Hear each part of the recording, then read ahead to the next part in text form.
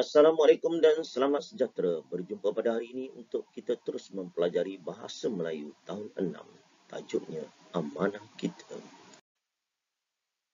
Objektif yang ingin dicapai pada hari ini, cikgu mengharapkan anak murid dapat mengenal pasti kata majmuk dalam bahan. Kemudian, dapat menulis perenggan dengan menggunakan kata majmuk. Berdasarkan kemahirannya iaitu kemahiran tata bahasa. Untuk mengetahui lebih lanjut, mari kita baca buku teks Bahasa Melayu tahun 6. Tajuknya Amanah Kita. Irfan membaca maklumat tentang MyKad. Baginya, masyarakat perlu buka mata dan sedar bahawa menjaga MyKad tanggungjawab masing-masing. Sikap lepas tangan boleh menyebabkan MyKad disalahguna. Dia berkongsi maklumat itu dalam satu hantaran media sosial. Ciri-ciri MyKad. Pertama, berbentuk segi empat. Yang kedua, berwarna biru laut. Dan yang ketiga, mempunyai reka bentuk terkini. Dan yang keempat, dilengkapi chip mikro pemproses. Kepentingan menjaga MyKad. 1. Pemilik MyKad wajib membawa kad ini ke mana-mana. Yang kedua, MyKad penting kerana kad ini menentukan warga negara kita. Dan yang ketiga, untuk mengelakkan salah guna MyKad, pemilik bertanggungjawab melaporkan kehilangan kad kepada pihak polis dengan segeranya. Dan yang keempat, pemalsuan MyKad boleh dianggap sebagai perbuatan pecah amanah kepada negara. Manakala keistimewaan MyKad pula, 1. Dapat menyimpan nilai wang untuk transisi tanpa tunai. Yang kedua, menyimpan rekod cap jari. Dan yang ketiga, mempunyai cetakan pelangi yang boleh berubah warna. Dan yang keempat, menggunakan teknologi tulisan lensa pada gambar dan nombor MyKad. Untuk latihan pada hari ini, ada dua yang perlu anak murid lakukan. Yang pertama, kenal pasti kata majmuk dalam bahan. Yang kedua, tulis perenggan dengan menggunakan kata majmuk. Antara kata majmuk yang terdapat dalam petikan yang berkaitan dengan amanah kita iaitu ciri-ciri MyKad. Pertama, kata majmuk bebas. Apa dia contohnya? Nilai wang. Yang kedua, cetakan pelangi. Itu kata majmuk bebas. Yang kedua, kata majmuk istilah.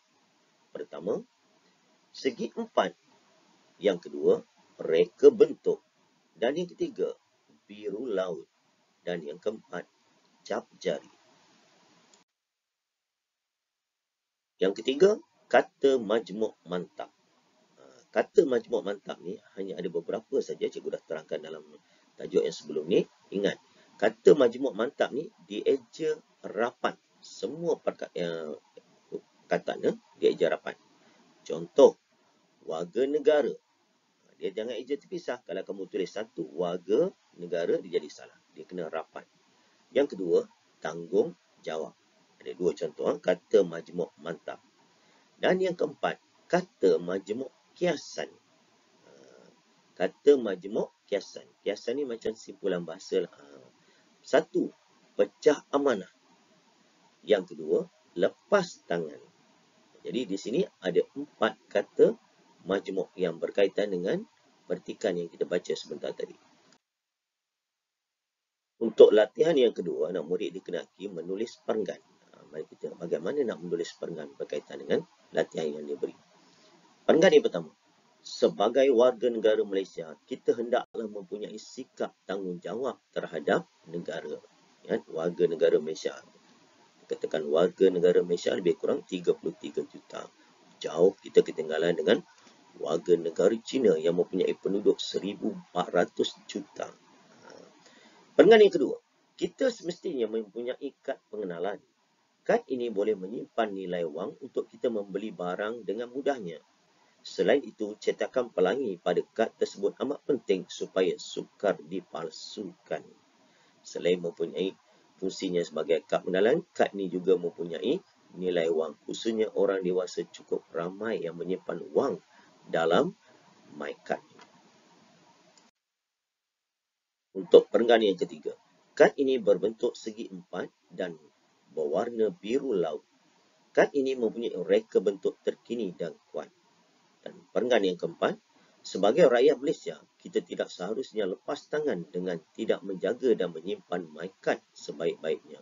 Sikap suka ubah suai dan menulis sendiri pada my kad apabila kad itu rosak boleh dianggap pecah amanah.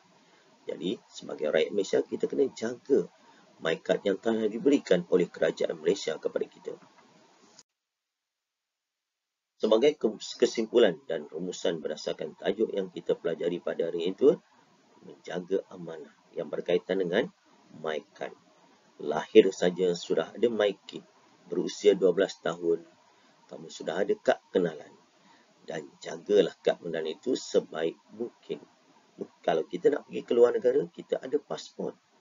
Kad kenalan kita boleh tinggalkan. Tetapi apabila kita berurusan di dalam negara, apa saja urusan sekarang ni, my kad tidak dapat dipisahkan. Itulah identiti kita sebagai rakyat warga negara Malaysia.